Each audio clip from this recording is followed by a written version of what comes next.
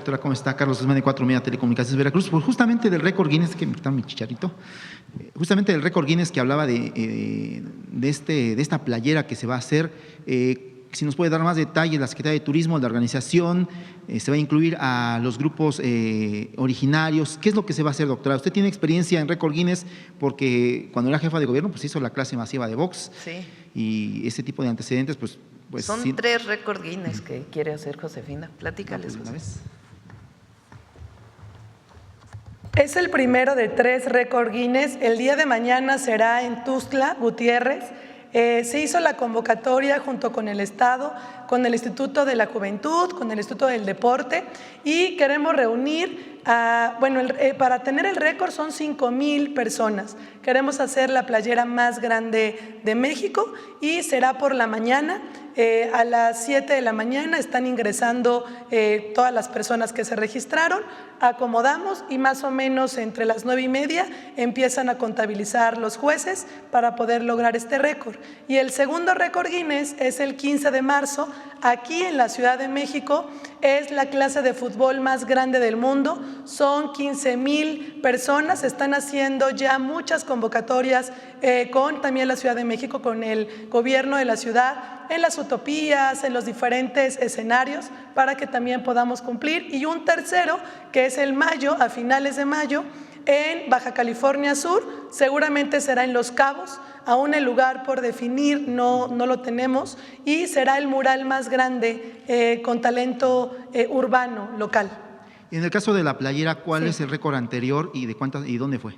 Bueno, el récord anterior era de Guatemala y eran 3,000 personas, entonces nosotros buscamos 5,000. Perfecto. Doctora, pues consultarle en ese tema deportivo. El día de ayer en el amistoso de la Selección Mexicana de Fútbol que comanda el Vasco Aguirre, en el juego contra Islandia, se efectuó un homenaje al ejército mexicano. Si nos puede dar su opinión al respecto, ese espaldarazo que le dan a las Fuerzas Armadas. Sí, la verdad fue muy emotivo. Pues primero agradecemos el homenaje. Además fue un juego tranquilo, amistoso. Y este homenaje pues fue algo muy, muy emotivo. La verdad, para todos los que son parte de las Fuerzas Armadas, particularmente el Ejército, la Guardia Nacional y pues para todo México. Se han mostrado desde el día domingo, la verdad, una gran cantidad de acciones de apoyo muy, muy emotivas. Y lo de ayer pues fue realmente emotivo. Ayer también se le consultaba aquí respecto al tema del Mundial y lo que aconteció el domingo. Tal parece que escuchó sus declaraciones el presidente de la FIFA, le da el espaldarazo a México y desestima cualquier otra sede que no sea México para el Mundial. Sí, primero darle las gracias a la FIFA, a Gianni Infantino. Y en efecto, ayer hizo la declaración de que hemos estado yo no personalmente, pero el equipo ha estado en contacto con él y pues explicándole que no hay ningún problema. Y ayer dijo, la sede es México, sus sedes son las que son y no hay ningún cambio. Esto da más ánimos podría dar más ánimos a los extranjeros, a las selecciones que en alguna medida tenían alguna duda, se disipa por completo. Más allá pues lo que pasó el domingo y pues las lamentables pérdidas tanto de Fuerzas Armadas como de una mujer que ya estamos en contacto con su familia, que es muy triste, doloroso, lamentable. Lo que hay que resaltar, más allá de la propia detención, es que muy pronto se trabajó conjuntamente para regresar a la normalidad. Ya en Jalisco ya también regresaron pues prácticamente todos los negocios, las clases y en todo México. Y la verdad pues hubo mucha noticia falsa. Ayer lo mostramos en el detector de mentiras y ayer incluso salieron varios artículos. Salió uno en el New York Times de la cantidad de noticias falsas internacionales sobre lo que pasó el domingo en México. Muchísimas imágenes de inteligencia artificial que no tenían nada que ver con lo que estaba ocurriendo. Entonces, llama la atención pues que más allá de momentos en donde han sacado reportajes que con los que no estamos de acuerdo. En este caso llama la atención que el New York Times saque la cantidad de noticias falsas que se generaron en el mundo relacionado con lo que pasó el domingo. Entonces, decirle a todos los turistas nacionales, internacionales que pueden venir a México, que México está de moda, que el Mundial va a ser una gran celebración y que los estamos esperando con los brazos abiertos siempre. Perfecto. Y ya para terminar temas legislativos, pues infaltable lo que presentó usted ayer, de inicio que nos comente el lunes a dónde va, a quién le va a dar la chamba, a Cámara de Diputados, al Senado, de esta reforma electoral. Ayer platicamos con varios legisladores de oposición y también aliados. Nos llamó la atención poderosamente la declaración de Jacob Polemski. El día de ayer se manifestaba en contra de la desaparición de los pluris, también el Verde, el Partido Verde, obviamente el PT, Reginaldo Sandoval, pues siguen en desacuerdo. ¿Buscará en estos días que faltan para enviar la reforma oficialmente a alguna de las cámaras cerrar filas en los aliados, doctora? A ver, yo creo que vale la pena explicar nuevamente el tema de la representación proporcional. En el caso de la Cámara de Senadores, sí desaparece, estamos proponiendo que desaparezca la lista. ¿Cuál es la razón? El Senado, desde su origen, tiene una representación por entidad federativa. Esa es la visión de todo el mundo que tiene sistemas parecidos al nuestro. El Senado lo que representa son las entidades de un país. Entonces, se mantiene los dos senadores de mayoría, senadora y senador, de mayoría por cada entidad de la República y el primer mejor segundo lugar. Eso se mantiene. Pero la lista por partido, esa estamos proponiendo que ya no exista, para recuperar el sentido republicano del Senado de la República. Eso es lo primero. Ahora, en la Cámara de Diputados, ¿cómo se conforma hoy la Cámara de Diputados? Son 300 diputadas y diputados, representantes de 300 distritos electorales. Cada entidad de la República, de acuerdo a su población, tiene distintos distritos electorales federales. Por ejemplo, la Ciudad de México, por haber disminuido en una parte su población respecto al resto del país, pues tuvo una disminución en el número de distritos federales. Entonces, cada entidad de la República, a ver si puedes encontrar las entidades, cuántos distritos electorales tienen federales. Entonces, Estado de México pues tiene el mayor número de distritos electorales porque es la entidad de la República con mayor población. La Ciudad de México, Veracruz, y así, hasta Baja California Sur tiene solo 2 distritos federales, por ejemplo. Entonces, hay 300 distritos en el país. ¿Cómo se distribuyen los distritos? Lo decide el Instituto Nacional Electoral a partir de fórmulas establecidas. Todos votamos, cuando votamos para elegir a diputados federales, por nuestros diputados de nuestro distrito. Entonces, la Cámara se compone de el diputado de cada uno de los distritos y su suplente. Así se conforman 300 diputados. Pero la Cámara de Diputados tiene 500 diputados. Entonces, ¿de dónde salen los 200? Bueno, los 200 salen del porcentaje que hayan tenido los partidos políticos en la votación para diputados. Entonces, si Movimiento Ciudadano solo ganó un diputado, por ejemplo, fue lo que pasó, de su distrito, pero tuvo un porcentaje de votación, entonces se le asignan un número de diputados, de acuerdo a una fórmula que está perfectamente definida en la Ley General de Instituciones y Procedimientos Electorales. Entonces, de acuerdo al porcentaje del partido, se les da en cada circunscripción, a ver, me regreso, el país se divide en 5 circunscripciones y de esas 5 circunscripciones, 300 distritos electorales. Entonces, de acuerdo a la votación que haya tenido cada partido político en cada circunscripción, se les asigna un porcentaje de diputados. ¿Sí se entiende? Esos son las 5 circunscripciones. Entonces, la circunscripción 1 tiene 60 distritos, la 2, 62, la 3, 60, la 4, 56 y la 5, 62. Y se dividen así en las entidades de la República. Entonces, si en la circunscripción 1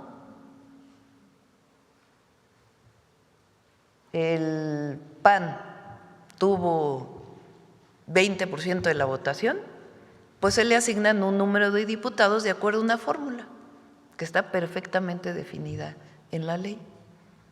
Así se conforma actualmente. ¿Quiénes son esos que llegan al porcentaje? Son los famosos pluris. ¿Cómo es ahora? ¿Cómo se distribuye ese porcentaje? Con una lista que hace el partido. Entonces el PAN dice, en mi circunscripción 1 o en la circunscripción 1 del país, yo pongo a estos nombres. En la circunscripción 2, estos nombres. En la 3, estos nombres. Son tantos que pone. Y de acuerdo a la votación, pues quedan los primeros de la lista. ¿Sí se entiende? Bueno, la propuesta que estamos haciendo es que la distribución se mantenga. Es decir, no desaparece la representación proporcional. O sea, el porcentaje que sacó cada partido político en cada circunscripción. Esa no desaparece en la Cámara de Diputados. Siguen siendo 500 diputados, 300 que son representación de su distrito, que la gente vota directamente por ellos, y 200 de acuerdo al porcentaje que tuvo cada partido político en cada circunscripción. ¿Cuál es la diferencia? En la propuesta actual, o más bien como es ahora, pues es por lista. En la propuesta que estamos haciendo es, en vez de lista, esos 200 que se conformen por el primero, segundo, tercer lugar perdedor del partido que le corresponda, de acuerdo al porcentaje, y la otra que la gente vote, hombre y mujer, por la circunscripción del partido que le corresponda. Entonces así todos son electos, aunque hay 200 que corresponden al porcentaje que vas a tener. Entonces no desaparece la representación proporcional, porque ayer ya estaban diciendo, de nuevo, ¿no? Los que siempre dicen lo mismo, no importa lo que propongamos, estaban diciendo que íbamos al partido de Estado, que desaparecía la representación proporcional. No, no desaparece. Es más, es con la misma fórmula de ahora. Nada más que en vez de que el partido político proponga una lista, se compone la mitad de los que tuvieron primero, segundo, tercer lugar, dependiendo del partido, y la otra, votas por las listas. La gente vota. Entonces, ya todos van a ser decididos por la gente. Ya no hay la discrecionalidad del partido político que decide sus listas. Entonces, sí, el partido político lo propone, pero lo decide la gente. Esa es la propuesta que estamos haciendo en diputados y en senadores. Y el 25% de reducción que estaban diciendo, ay, le van a quitar al INE todo, y no. Es 25% distribuido en ¿qué? INE, institutos electorales locales, que hoy les llaman OPLES, partidos políticos, sueldos, salarios de diputados estatales y todo lo que le dan a los diputados estatales, que se unifique, que no sea que eres de un estado de la República y ganas 500,000 pesos al mes y eres de otro estado y ganas 50,000 pesos al mes, que se unifique y de ahí va a salir un porcentaje muy importante y que se reduzca la cantidad de recursos que va principalmente al Senado de la República, que tiene muchísimo por cada senador. Y como van a ser menos, pues se reduce. Entonces, si se fijan, pues tampoco es que sean los grandes cambios. Responde a 2 peticiones que ha estado haciendo la gente: que desaparezca la lista de plurinominales más no la representación proporcional. Y dos, que disminuye el costo de las elecciones al pueblo. ¿A dónde va la chamba? ¿A Cámara de Diputados, a Senado, doctor? Probablemente a Cámara de Diputados la vayamos a mandar. Y como dije, o sea, si hay quien no está de acuerdo, está bien que no esté de acuerdo. Pero nosotros no vamos a cambiar. Es decir, no vamos a entrar a una negociación para regresar a las listas. Pues que un pedacito sea de lista y que el otro pedacito sea de las listas de los partidos que no se eligen. Entonces, si hay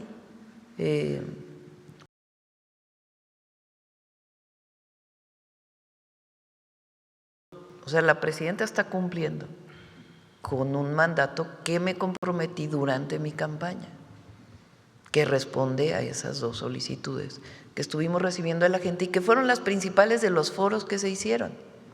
Y la otra es la representación de los migrantes, que se elija de manera directa. ¿No hay fractura por lo que dice el Verde ayer? ¿Perdón? ¿No hay fractura por lo que dice el Verde ayer? ¿Por lo que dicen los senadores del Verde? Pues ellos tienen derecho a no estar de acuerdo, pero también la gente va a saber pues quién defiende las famosas listas de pluris y quién no. Así de sencillo. Ya casi para terminar temas legislativos también, 40 horas pues ya se fue a Congresos de Estados, ya se está aprobando en los locales, tienen que ser la mitad más uno. ¿Cómo prevé la publicación? ¿Prevé invitar, no sé, a Pedro Aces de CATEM, que desde el 17-18 estuvo ahí con el presidente López Obrador insistiendo en las reformas laborales, a los patrones? ¿Cómo va a ser esta firma y esta promulgación, doctor? Pues ya vinieron aquí, ¿no? El día que se propuso las 40 horas, las representaciones sindicales y los empleadores, que insisto que fue una reforma de consenso, porque ayer estaba leyendo que ya no sé quién no estaba de acuerdo, que va a ser muy costoso, que es algo que es muy paulatino. Este año se mantiene como está, el siguiente año son 2 horas, 2 horas, 2 horas también que decían que no se estaba considerando 2 días de descanso. Sí pueden ser 2 días de descanso, pero pueden ser también otra distribución de las 40 horas y de las horas extras que también están reguladas, de acuerdo al trabajo de consenso que hizo Marat, que hizo un muy buen trabajo. El objetivo pues es que no tenga impactos económicos en el país, pero que tenga el beneficio para el trabajador y que se distribuya más la riqueza en nuestro país. Esta consulta que le hacíamos hace 3 semanas de la ley de salarios dignos para el sector público, ¿le ha comentado algo la gente de Consejería Jurídica? ¿Por qué no se la ha mandado al Senado de la República para que la publique? Estamos en eso, ya lo vamos a presentar. Es un tema de recursos, entonces tenemos que plantearlo también de manera paulatina, porque de un año a otro pues tiene un impacto en los recursos públicos. Entonces tenemos que hacerlo de manera paulatina y ya lo presentamos aquí. Sí, porque ayer Clemente Castañeda se quejaba de que no se ha publicado, pero bueno. Sí, también, bueno, ¿para qué criticamos, no? Fue una reforma unánime. Sí, unanimidad. Unánime, por unanimidad se aprobó y fue parte pues de un trabajo de consenso que se estuvo haciendo. Y ya para terminar, ese tema de la inversión, no sé si nos puede dar más datos, ¿de dónde salen esos porcentajes? ¿De qué sector salió lo que es el...? Sí, invitamos si quieren a Marcelo para que pueda platicar de esto. Ahí tenemos varios pendientes, a ver si hoy antes de cerrar nos dices los pendientes para que no se nos pase. Gracias, doctora, buen día. Gracias. A ver, vamos aquí, la compañera que… ¿Qué tal, presidente? Buenos días. Judith Sánchez Reyes, de Perspectivas MX y Radio Milet. Presidenta, preguntarle, ya se dio la detención de 4 reos que se fugaron del penal de Puerto Vallarta el fin de semana. ¿Sabe cuál es el número de los que faltan de ser reaprendidos? Sí, el Gabinete de Seguridad puede informar también, por favor. Dio conferencia sobre este tema, un boletín el gobernador. Es un penal estatal, el gobernador de Jalisco, y estamos apoyando ahí al gobierno del estado para la reaprehensión de estas personas. Presidenta, se giró, usted comentaba que se había girado orden de aprehensión en contra de este líder criminal. ¿A partir de cuándo se dio esta acción? Bueno, saben que todo esto prefiero que lo dé el Gabinete de Seguridad con todo detalle. La Fiscalía tenía ya tiempo las órdenes de aprehensión y ellos pueden informar. ¿Ya decidió usted si va a entablar acción legal en contra de Elon Musk? Pues vamos a ver. No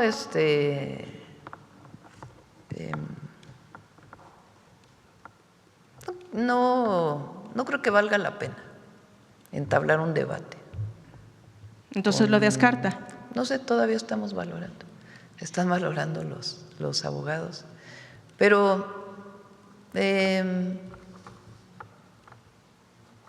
digamos que como político es muy buen empresario. Y bueno, obviamente en este tema, Presidenta, ayer usted comentó, bueno, que se estaban dando las indemnizaciones o al menos algunas de las tiendas, sobre todo de conveniencia de esta cadena, pues tienen seguro. Sin embargo, hubo algunos ciudadanos que tienen negocios o que tenían negocios, autos. Ayer la Asociación de Seguros aclaró que sí aplica obviamente el seguro por daño o robos materiales, pero no pudiera darse una indemnización general en casos como disturbios o violencia social. En ese sentido, preguntarles cómo serían apoyados a través del gobierno en cualquiera de sus tres niveles. Pues vamos a ver con el gobierno del estado cómo nos ponemos de acuerdo para apoyar y bueno, sería muy bueno que la Asociación de Seguros pues hiciera todo lo necesario para poder apoyar a la gente, ¿no? Bueno, lo que pasa es que ellos refieren que en las cláusulas hay obviamente que cuando está daños ya sea de negocios o de automóviles, si son por disturbios ellos no Pues sí, pero siempre no lo pueden cubren. apoyar, siempre pueden apoyar.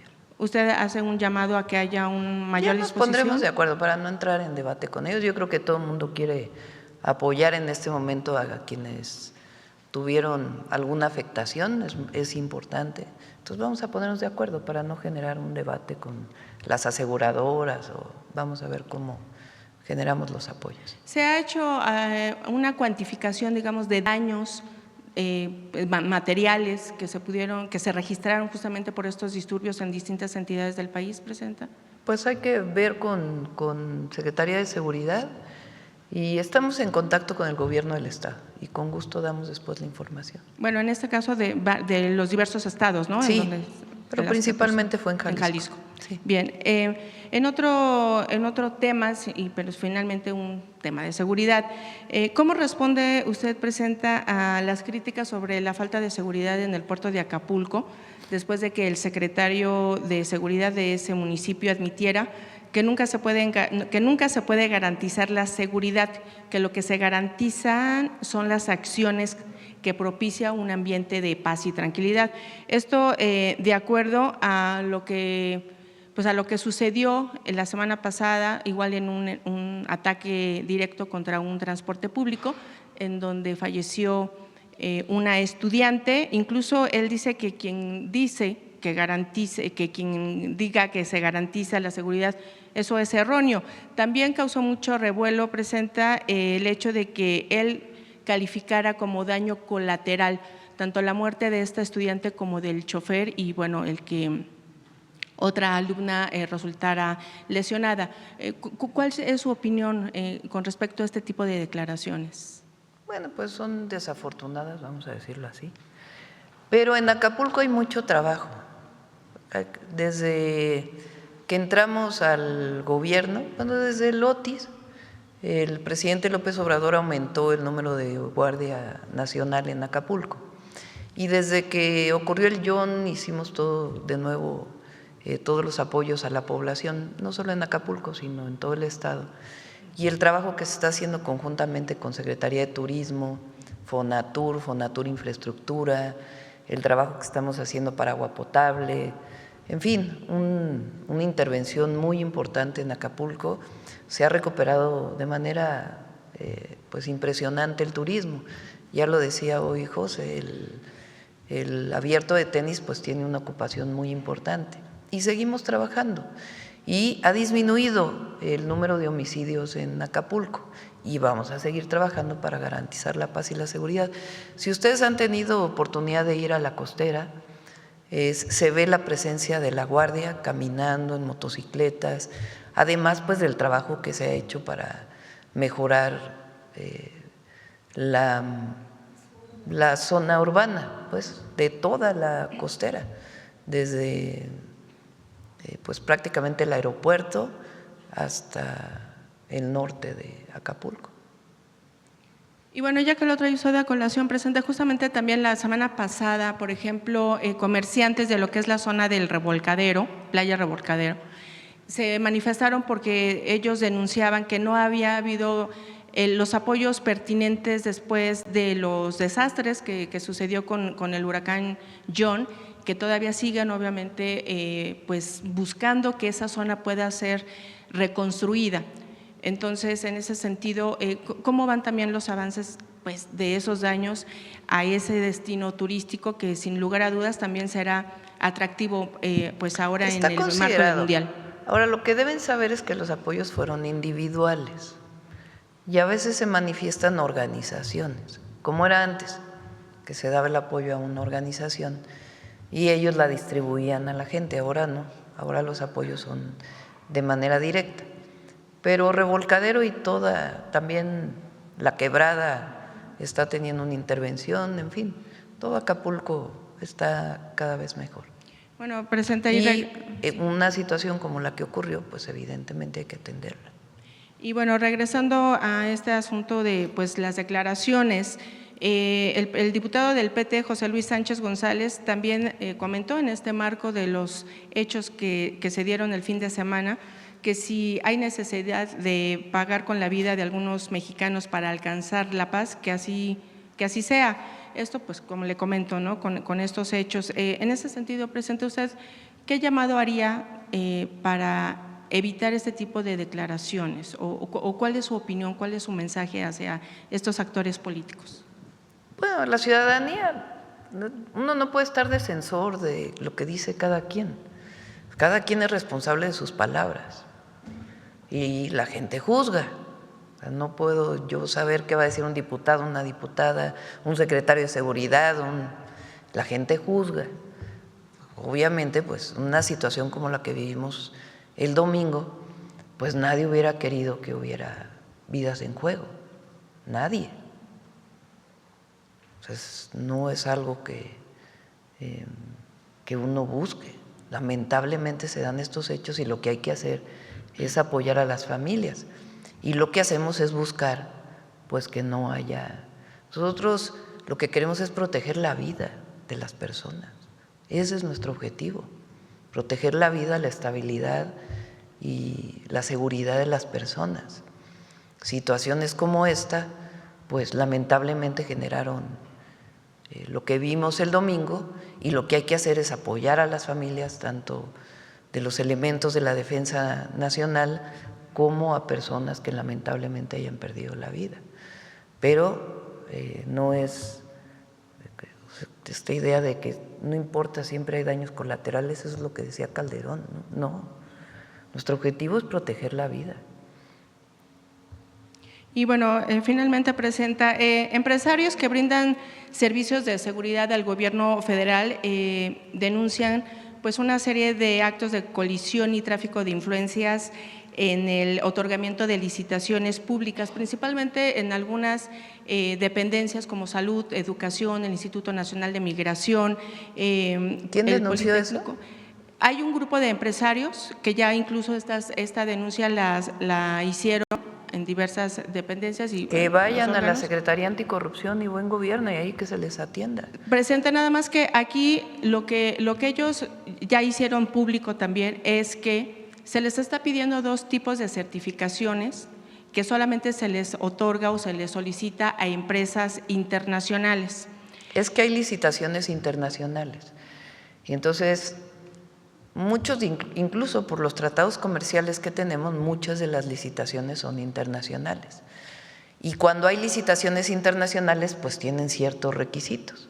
Lo que hemos estado buscando ahora es que empresas más pequeñas pues también participen en distintas licitaciones, no solo las empresas grandes, y poder facilitar. Entonces, pues hay reglas que son de la ley de adquisiciones y hay que cumplir esas reglas de la ley de adquisiciones o la ley de obra pública. Y si hay una denuncia frente a un funcionario público, está la Secretaría Anticorrupción y Buen Gobierno, los órganos internos de control de cada entidad, y Raquel la verdad está haciendo un excelente trabajo para prevenir que haya cualquier acto de corrupción. Y si hay un empresario que se queja, hay también mecanismos legales, jurídicos que ellos pueden establecer y establecer denuncias si tienen alguna prueba en la Secretaría. Sí, Presidenta, aquí nada más el asunto es que, bien, ya están interpuestas estas denuncias. Lo que pasa es que ellos indican que se creó un filtro con una sola empresa, la International Quality Register, que es la única que está, digamos, avalada para emitir estas dos certificaciones que le comento, pero solamente se lo ha dado a un pequeño grupo de empresas que no ha permitido realmente que haya una competencia leal con las demás que se dedican a brindar este tipo de seguridad. Que presenten su denuncia con Raquel, vamos a pedirle que esté en contacto. En general, el gobierno federal tiene algún anteproyecto para eliminar justamente este tipo de trámites y sobre todo agilizar la cuestión de las licitaciones. Es lo que digo, o sea, nosotros cambiamos la ley de adquisiciones para facilitar. Fue de las primeras leyes que enviamos al Congreso. La ley de obra pública y la ley de licitaciones, de adquisiciones. En el caso de adquisiciones pusimos 60% de contenido nacional en lo que se adquiera para promover en el marco del Plan México mayor producción nacional y que el gobierno participe como parte del Plan México promoviendo la producción nacional. Ahora, estas certificaciones, pues vamos a pedirle a Raquel que pueda revisarlas. Cuando hay licitaciones internacionales, pues tienen que cumplir una serie de requisitos. Pero vamos a ver esto que dices de la certificación, a qué se refieren estos empresarios. Gracias. Bueno, vamos a ver el compañero que hace rato. Gracias, muy buenos días, Presidenta. Con su servidor Carlos Pozos de LM Noticias, Lor Molécula. Pues preguntarle, Presidenta, ¿cuáles considera ustedes que son los factores para que se tenga este crecimiento de 47.8 millones de visitantes? ¿Qué tiene México? ¿Cuáles son esos factores que hace pues que los extranjeros vengan a nuestro país? Primero, pues la grandeza de México, la grandeza cultural, natural de México. Segundo, el proceso político que estamos viviendo en México llama la atención en todo el mundo, en todo el mundo. Europa, Asia, África, América Latina. La gente quiere saber qué es lo que se está viviendo en México, qué es la transformación en el país. Y tercero, pues el buen trabajo de la Secretaría de Turismo, que la verdad, como decía el otro día, tiene pocos recursos, pero está buscando todos los mecanismos para promover al país. Entonces, todo eso se junta y tenemos pues los números y muy probablemente este año crezcan porque además pues tenemos el Mundial que va a representar la visita de muchísimos millones de personas. Presidenta, antes de iniciar con mi pregunta, un agradecimiento pues, de parte del equipo de LM Noticias. Pues el viernes 29 de agosto del año pasado, del 2025, revelamos las pensiones privilegiadas y jubiladas de Pemex y Comisión Federal de Electricidad. En ese entonces usted nos dijo que más adelante se daría información al respecto. Agradecerle, pues el pasado miércoles 18 usted dio a conocer la iniciativa de reforma al artículo 127 constitucional para decirle adiós a las pensiones millonarias de funcionarios y exfuncionarios en Pemex y en CFE. ¿De algo sirven estas preguntas, Presidenta? Gracias. Al contrario. Bien, inicio con la primera pregunta, Presidenta. Estados Unidos apenas intercepta el 3% de las armas que llegan a México.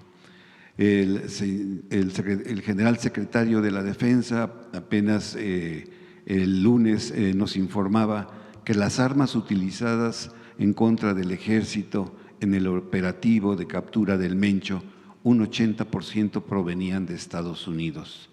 En lo que va de la actual administración se han asegurado más de 23,000 armas, de las cuales el alrededor 80% provienen de los Estados Unidos. Y un dato muy importante es de la Oficina de Alcohol y Tabaco, Armas de Fuego y Explosivos de Estados Unidos, que reporta que en el año del 2025 interceptó 4,359 armas de fuego que tenían como destino nuestro país. Presidenta, la pregunta es, ¿podemos como país exigir también resultados a nuestro vecino país del norte? Pues esto ayudaría a ambas partes. Esa sería la primera pregunta. Y la segunda pregunta en ese sentido, Presidenta, ¿ha iniciado la pacificación del país en zonas neurálgicas? En el primer punto es algo que hemos estado pidiendo a Estados Unidos. Bueno, desde el gobierno del presidente López Obrador. Y fíjense la diferencia, porque en el periodo de Calderón, ¿cómo se llamó aquel operativo? Rápido y Furioso. Que nunca hubo responsables, por cierto, ni de Estados Unidos ni de aquí.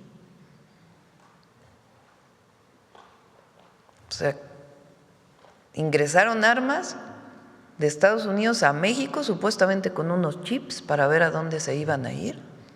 Imagínense nada más. O sea, ¿y qué fue lo que hicieron? Las recibieron los grupos delincuenciales, le quitaron el chip y las usaron.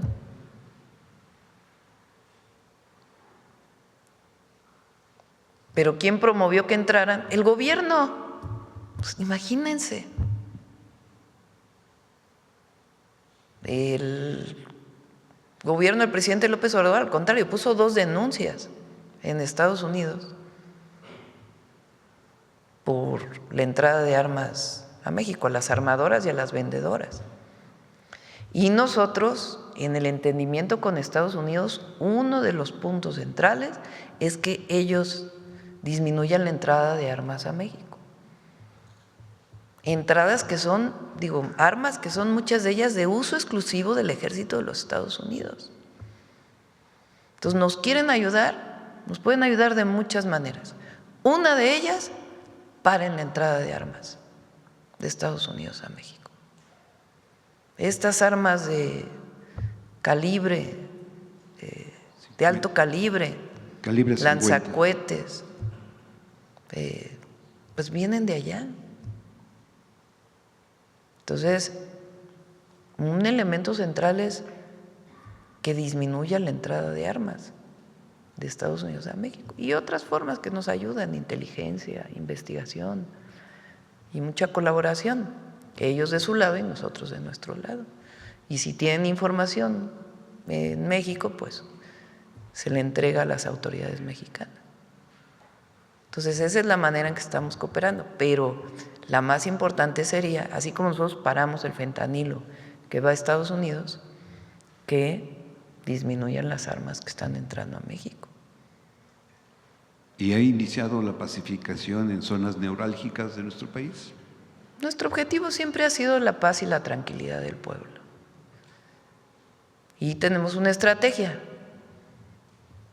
que es atención a las causas y cero impunidad, con 4 ejes que ya conocen.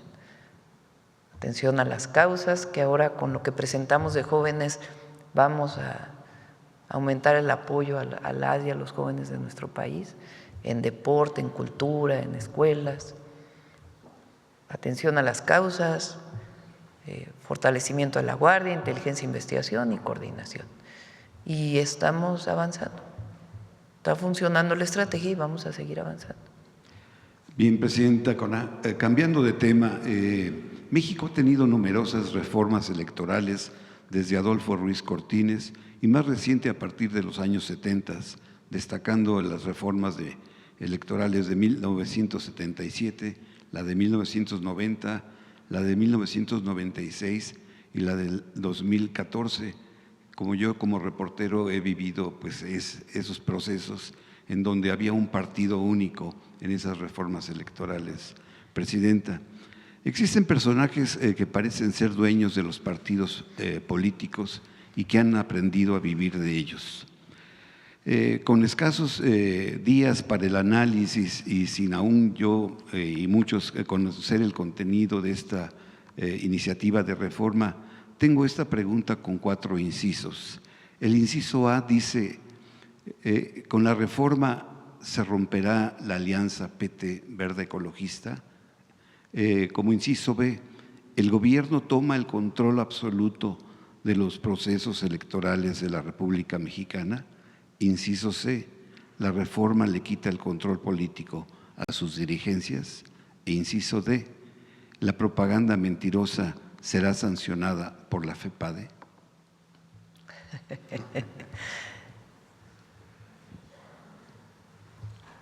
Voy a repetir lo que dije. La presidenta tiene una responsabilidad con el pueblo, a la que me comprometí, que es enviar una reforma que tenga 2 elementos que durante la campaña y desde hace mucho tiempo pide la gente: que no haya listas de pluris y que disminuya el costo de las elecciones y los partidos políticos al pueblo. Y estamos enviando una reforma que cumple con esos 2 planteamientos. Repito, se reconoce la diversidad política del país. Nadie quiere regresar a partido de Estado, nadie quiere regresar a partido único. Es falso, absolutamente falso, todo aquel que está diciendo eso. Falso. Es más, se mantiene la misma representación que está hoy en la ley, la representación proporcional, igualita. Nada más que ya no es la lista de los partidos, sino se elige a esas personas. Esa es la única diferencia. Entonces, nosotros vivimos el partido de Estado, nosotros no queremos regresar a eso. Pero tampoco queremos la democracia de las élites. La democracia es el poder del pueblo, esa es su definición. Lincoln decía, la democracia es el poder del pueblo, por el pueblo y para el pueblo. Entonces, la Cámara de Diputados, ¿qué son los partidos políticos? Un instrumento de representación del pueblo. No es un fin en sí mismo un partido político. Ni Morena es un fin en sí mismo, es un instrumento para la representación del pueblo en la Cámara de Diputados, en la Cámara de Senadores, en las cámaras locales o los congresos locales y en la Presidencia de la República. O sea, son instrumentos políticos del pueblo. ¿Qué son los otros partidos políticos? Lo mismo. No son la representación de las élites. Bueno, hay algunos que sí, ¿verdad? Algunos partidos políticos que representan un sector de la sociedad y tienen derecho a ser representados por un partido político.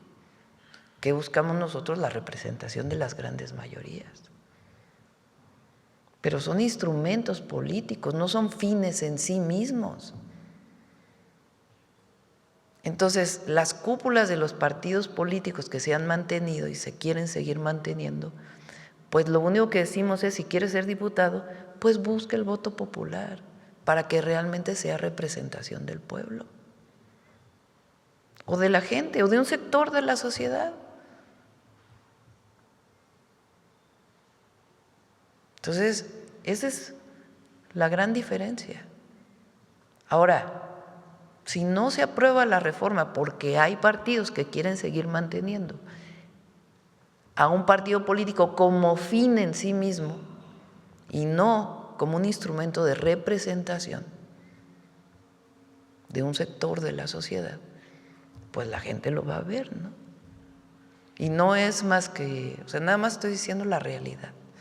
Ya que si la alianza electoral para el 27 y demás, pues eso lo decide Morena, no lo tengo que definir yo. A diferencia del pasado, donde el presidente decidía todo, que a veces los que critican, que dicen que somos autoritarios, luego nos critican porque la presidenta no decide todo. O sea, pura contradicción, mucha hipocresía. Entonces ya depende de Morena si va a ir con el Verde o con el PT, o si el Verde quiere ir con Morena o el PT quiere, depende de ellos. Lo que yo estoy haciendo es una reforma responsable que mantiene la representación proporcional, pero con una dinámica distinta. Entonces, ¿no considera que es una reforma que nació muerta? No, porque, o sea, ¿qué va a decir la gente? Pues la presidenta cumplió. La presidenta cumplió. Si no lo aprueban algunos partidos, pues es porque quieren seguir manteniendo sus listas. Es eso.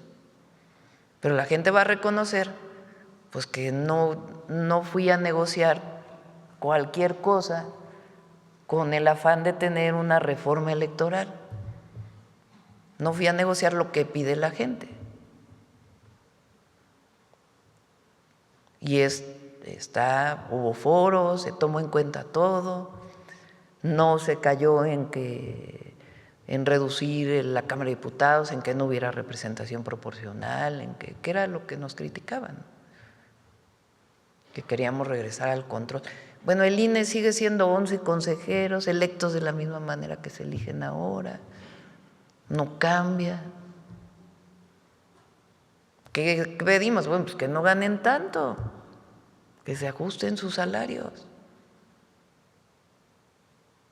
Gracias, presidenta. Y finalmente, el 9 de julio del 2025 le hice una pregunta en el sentido si estamos solos en el universo. ¿La recordará usted?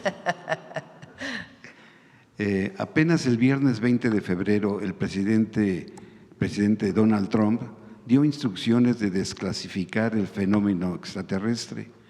Por el gran interés mostrado, ordenó al secretario de Guerra y otros departamentos y agencias pertinentes que inicien el proceso de desclasificación FANI y de los objetos voladores no identificados OVNIs, así como cualquier información relacionada con estos asuntos tan complejos, presidenta. La pregunta es, presidenta Sheinbaum, ¿usted ordenaría a la Secretaría de la Defensa y Marina desclasificar todos los archivos que existan en oficinas? No creo que tengan archivos no creo que estén investigando vida extraterrestre, la Defensa Nacional. Pero bueno, vamos a ver qué sale de Estados Unidos, ¿no? Muchas gracias, eso es todo. Gracias. Aquí pasamos de ¿cómo fue aquella vez? De la perestroika a los ovnis. Sí. Bueno, vamos por acá. A ver, la compañera allá atrás. Acá atrás. Muchas gracias, presidenta. Yaret Arcinega, de Revista Fortuna. Presidenta, sobre el tema, preguntarle a la secretaria, durante la reunión de la FITUR en Madrid, se anunció que la cadena estadounidense Wyndham construiría 25 nuevos hoteles en nuestro país. Preguntarle, ¿se ha avanzado en esta inversión? Sí, justo es la inversión que anuncié en la diapositiva. Sí. Van muy bien, no hay ningún obstáculo para la inversión. Yo creo que a finales de este año inician a operar, incluso algunos, y lo más importante es que le siguen apostando a nuestro país en diferentes destinos. Ellos estaban en el Caribe, pero ya no van a estar solo en el Caribe, sino también en el centro y en el norte del país, pero es justo la inversión que acabas de mencionar. Muchas gracias. Sí. Y si pudiera compartirnos, después de los eventos del pasado fin de semana, pues cómo se está regularizando las reservaciones para destinos turísticos y cómo aumentará pues la actividad turística en un año pues que registra una presencia histórica de visitantes ante la celebración de la Copa Mundial. Se está recuperando. Lo más importante es la difusión que tenemos que hacer nosotros, nacional e internacional, de que aun cuando el domingo vivimos una situación excepcional, o de excepción, vamos a decir, o excepcional, se está regularizando todo, entonces que es seguro que viajen a nuestro país, que pueden venir sin problema. Ya Estados Unidos también, que en algún momento presentó una alerta, ya también la levantó. Canadá entiendo que también. Entonces pueden venir sin problema a nuestro país. Al contrario, que vengan a gozar de las bellezas de México. Muchas gracias, Presidenta. Por otra parte, organismos sobre esto que mencionaba y que se anunció ayer de la reforma electoral, organismos empresariales como la Coparmex han considerado inoportuna la reforma electoral porque podría afectar el clima de inversión. Paradójicamente, pues hoy o ayer se confirma la inversión extranjera directa histórica. ¿Puede usarse el término inoportuno cuando el avance de la tecnología pues no se detiene y cuando se necesitan recursos para proyectos prioritarios, Presidenta? La reforma, pueden estar seguros todos los empresarios de México que la propuesta de reforma electoral que estamos enviando al Congreso no representa un retroceso en la democracia, al contrario, fortalece la democracia en el país. Y al fortalecer la democracia, pues se fortalece México y con ello también los empresarios. Entonces, no genera ninguna incertidumbre, no genera nada que pueda significar una afectación a la democracia en México o al clima de inversiones en nuestro país. Entonces, no tiene que ver con eso. Entonces, todos los empresarios nacionales y extranjeros pueden saber que México está abierto a las inversiones, siempre y cuando, obviamente, pues que cumplan con todas las reglas que hay en nuestro país. Pero justamente, pues el trabajo que hacemos, pues es para buscar inversiones públicas, nacionales y extranjeras. Y se están dando. Hay una reactivación económica del país importante. Muchas gracias, Presidenta. Estas cifras de inversión son una señal de confianza estructural con nuevos proyectos y reinversión de utilidades a pesar del impulso que se dio para pues, que la inversión se fuera a América del Norte. Presidenta, ¿qué mensaje envía esta cifra de inversión extranjera a la comunidad empresarial mexicana, pues que ha pedido mejores condiciones de proyectos público-privados para invertir en nuestro país? Como hemos dicho, hay varios proyectos mixtos, no son tal cual público-privados, porque esa es una figura que se usó con mucho abuso al presupuesto público. Y ahora es distinto.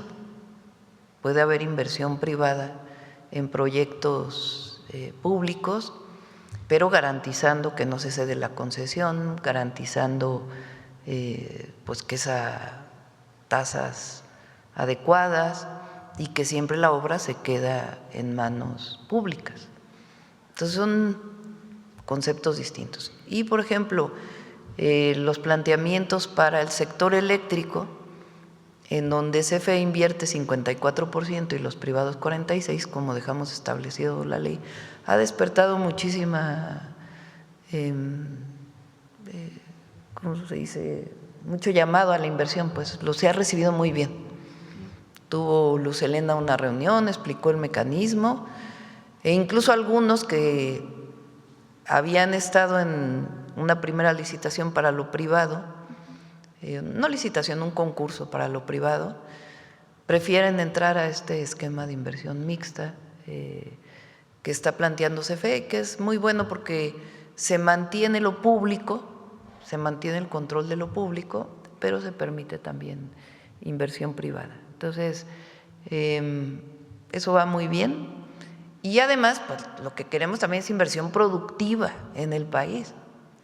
Y eso también va bien, que es todo el tema del Plan México, que también va muy bien. Muchas gracias, Presidente. En este sentido, que usted menciona sobre la inversión en el sector eléctrico, el analista Gilberto García Vázquez, de la firma DataWell, realizó un estudio que más adelante publicaremos en Revista Fortuna, en el que confirma que la transformación y evolución sectorial en México está enmarcada en 45 proyectos por 34,000 millones de dólares, que desde 2022 se consolida el despliegue electroindustrial en México. Vehículos eléctricos, semiconductores, centros de datos, almacenamiento aeroespacial. Querétaro se convirtió en el hub de centros de datos en Latinoamérica. Jalisco ensambla superchips. ¿Por qué no se reconoce este avance de México pues, a la siguiente generación de inversión, Presidenta? ¿Cuál es exactamente la pregunta? O sea, ¿por qué no está reconociéndose esta inversión? Sí. Bueno, Querétaro desde hace algunos años y particularmente ahora está recibiendo inversión de manera importante, pero no solo Querétaro ahora, sino muchas otras entidades de la República. Y Jalisco también ha recibido particularmente inversión en semiconductores. Ahí está Foxconn, por ejemplo, esta empresa muy importante, que además tiene algo especial porque ahí en Jalisco está una sede del Cinvestav, que es un área del posgrados, digamos, del Instituto Politécnico Nacional, aunque tiene su propia dinámica, así surgió, pues de mucho desarrollo de investigación científica y tienen mucha vinculación ya con las empresas productivas, particularmente con Foxconn y otras empresas que están en Jalisco de semiconductores. Entonces, si recuerdan, nosotros dijimos que en el Plan México uno de los temas que estábamos planteando, además de los polos de desarrollo, es buscar que ciertos estados se conviertan en recepción de ciertas inversiones. Por ejemplo, Hidalgo hoy tiene muchas inversiones farmacéuticas, también el Estado de México tiene mucha inversión farmacéutica. Entonces, por las regiones, por las características, pues se están instalando inversiones en estos lugares. Y además, estamos buscando que cada vez más la investigación científica pues tenga un vínculo también con el desarrollo productivo del país. Y va a ir avanzando, lleva su tiempo, pero va avanzando. Vamos bien, eso es un mensaje, México va bien. Y además tenemos una gran virtud, que es que cambió el modelo económico. O sea, antes las inversiones mantenían salarios mínimos de 3,000 pesos mensuales. Hoy las inversiones tienen salarios mínimos de 9,500 pesos mensuales. Antes no había programas de bienestar, hoy hay programas de bienestar. Entonces, la prosperidad compartida, o dicho de otra manera, por el bien de todos, primero los pobres, es un modelo que funciona, que da resultados.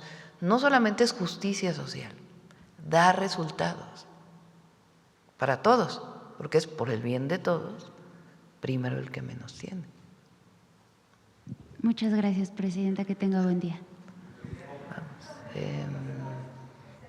9:09, vamos. A ver la compañera de Veracruz, que hace rato que no pregunta. Gracias, Presidenta. Buenos días. Olga Ojeda Lajud, corresponsal de Diario del Istmo, Imagen de Veracruz, del Corporativo Imagen del Golfo. Presidenta, yéndome a Veracruz, como siempre, diversas industrias reportan que operan apenas al 40% de su capacidad, esto en el sur de Veracruz, debido a un severo déficit en materias primas esenciales como gas, amoníaco y etileno, insumos que dependen casi por completo del suministro de Pemex.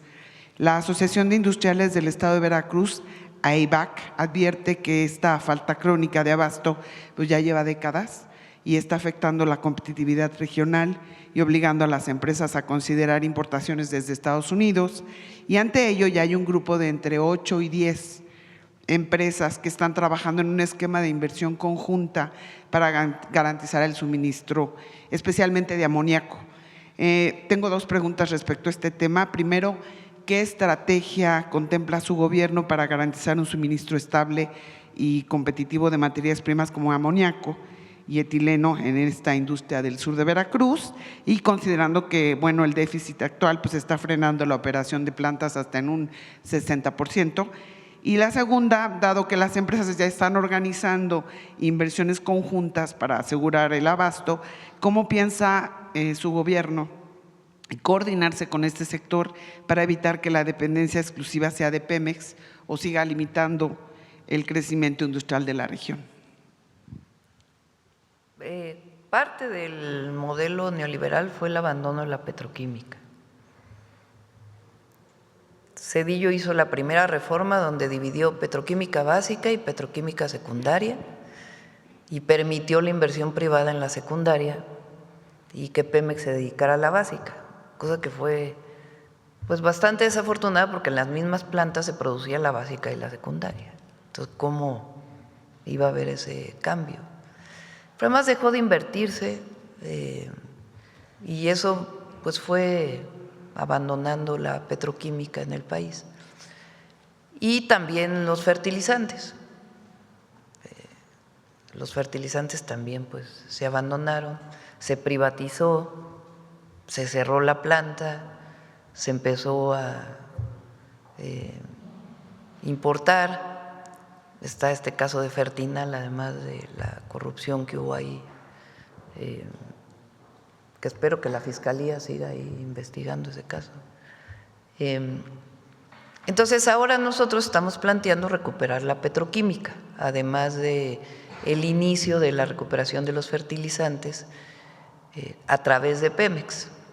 Se está en una inversión mixta, también se está recuperando Escolín para la producción de fertilizantes. Y en el caso de Pajaritos y todas las petroquímicas que están en el sur de Veracruz, justamente, el objetivo es recuperarlas. Una parte directamente con los propios trabajadores de Pemex. Fíjense, Pemex tenía plantilla de trabajadores que no estaba siendo ocupada. Con la administración anterior se recuperaron parte de eso y otra parte pues lo estamos incorporando ahora también, tanto a producción como a transformación. Entonces, hay un programa de recuperación de la petroquímica, una parte con Pemex y otra parte también buscando alguna coinversión, de tal manera que el Estado mexicano, que el pueblo de México siga recibiendo los beneficios de la petroquímica y también pueda haber algo de inversión externa. Gracias, presidenta. Por otro lado, con la obra de ampliación del puerto de Veracruz, han surgido voces también de grupos ambientalistas de la sociedad civil que están cuestionando las acciones de mitigación ambiental o de remediación, ¿no?, que contempla el proyecto que cabeza la Cipona. Preguntarle si habrá algún acercamiento para dar pues, transparencia un poco a la obra e informar justamente este tipo de acciones para aclarar las dudas que surgen pues, con este megaproyecto. Sí, siempre se puede acercar y está bien hecho el proyecto que está planteando la Secretaría de Marina. Igual en el caso de Manzanillo se hizo una revisión muy profunda con la Secretaría de Medio Ambiente, se modificó el proyecto original y se escuchó desde los pescadores hasta pues la población que tenía sus inquietudes sobre la laguna, y en el caso de Veracruz también se puede platicar con ellos sin problema. Sí, se tiene considerado. Sí. Y finalmente, presidenta, tras concluir la licitación del acueducto La Cangrejera, este proyecto clave dentro del Plan Hídrico Federal, ya se han realizado visitas técnicas de Conagua y del equipo responsable de la obra. Esta infraestructura que, pues como usted sabe, fue una inversión de 2.891 millones de pesos, es considerada estratégica para resolver el desabasto de agua que afecta a Coatzacoalcos y toda la zona conurbada. Dado que esta obra forma parte de su plan hídrico, queremos saber si ha contemplado visitar la zona sur de Veracruz para anunciar el arranque oficial o presentar los alcances del proyecto directamente a la población que va a ser beneficiada. No sé si vamos al arranque, si no va Efraín con la gobernadora y pues en algún momento haremos ya una supervisión. Nos toca ir ahora al sur de Veracruz. Sí, exactamente. Muchas gracias, Gracias. Presidenta. Por cierto, ya nos faltaba en la zona afectada por las lluvias del año pasado, nos faltaba repartir los enseres y ya se van a empezar a repartir los enseres ahora. Yo creo que de la próxima semana. Bueno, vamos de este lado. A ver, el compañero, que hace mucho que no pregunta, y ya cerramos. Gracias, Presidenta. Jorge Salcedo, del Sol de México. En un primer punto, preguntarle, habíamos constatado en distintas notas que hay por el momento una falta de operatividad, o eso es lo que advierten algunos miembros del INE, incluso del mismo Consejo, que con este recorte del 25% podría haber una afectación no solamente a nivel federal, sino también en los congresos locales. ¿Consideran que con este recorte no hay un problema en la organización de las elecciones? A ver, ¿tú crees que porque un consejero, en vez de ganar 300,000 pesos, gane lo que gana la presidenta, vaya a haber una afectación? Un poco lo que advierten es que han crecido sus atribuciones desde 2014 y particularmente incluso a partir de los puntos que presentan, por ejemplo, en el tema de que tendrían que revisar campañas de bots, pues tendrían más tareas, incluso más quejas. Aquí tenemos 2 personas que revisan de dónde vienen los bots. Es muy fácil ahora, con todos los mecanismos, es muy sencillo. Entonces, pese a estas atribuciones, no habría… No, ninguna.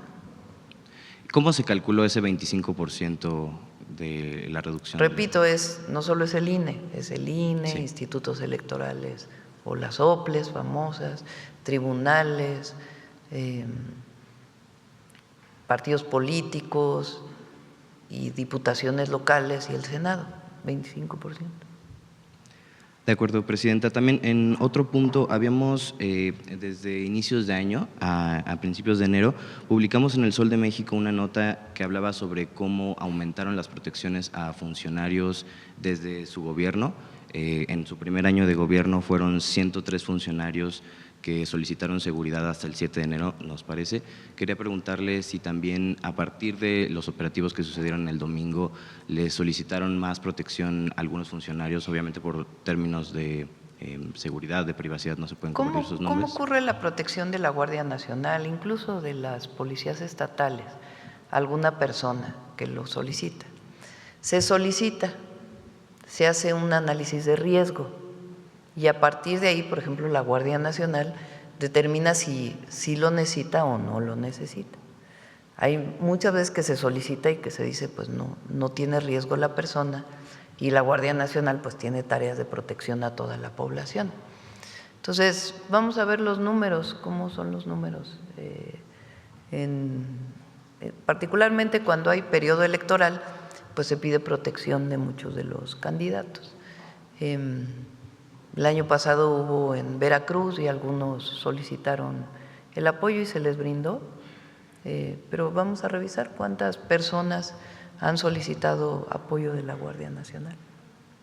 De acuerdo, y en un último punto también notamos que el día de ayer el secretario de Gobierno de Guanajuato, Jorge Jiménez Lona, dijo en una entrevista que 18 de 48 personas que fueron detenidas en estos enfrentamientos serían acusadas de terrorismo. Queremos preguntarles si el gobierno federal como tal, la Fiscalía, tendría alguna iniciativa de seguir estas indagatorias por terrorismo o por bloqueos y distintos actos de violencia. No, eso no es terrorismo. O sea, no sé cuál sea la valoración del secretario de Gobierno de Guanajuato, pero está perfectamente determinada en los códigos penales federal o el Código de Procedimientos Penales federal ese delito. Entonces, otra cosa es interrupción de vías de comunicación, daño a propiedad ajena, en fin, hay otros delitos, pero no tiene nada que ver con terrorismo. De acuerdo, Presidenta. Y también preguntarle si habría alguna reunión quizá binacional o de los 3 países de México, Canadá y Estados Unidos para el tema de seguridad respecto a… Hay permanentemente, hay un grupo de trabajo que coordina la Secretaría de Seguridad y Protección Ciudadana, también está Defensa y Marina en sus vínculos con el Comando Norte y el Comando Sur, y hay permanente, no es algo particular que vaya a haber una reunión, sino ya prácticamente desde hace un año hay un grupo de trabajo. Gracias, Presidenta. Gracias. Vamos, Noemí. Con permiso, Presidenta. Muy buenos días a todas y a todos. El pasado martes conmemoramos el Día de la Bandera, el 24 de febrero, y también un 24 de febrero de 1821, Agustín de Iturbide proclamó el Plan de Iguala, después de meses de conferenciar con el insurgente Vicente Guerrero para terminar la Guerra de Independencia. Pero, ¿quién era Iturbide antes de ese febrero de 1821? En 1810 tomó partido por la causa realista y en 1813 fue nombrado comandante de Guanajuato, donde combatió a los insurgentes de manera arbitraria. Ante diversas denuncias, lo retiraron de servicio en 1816.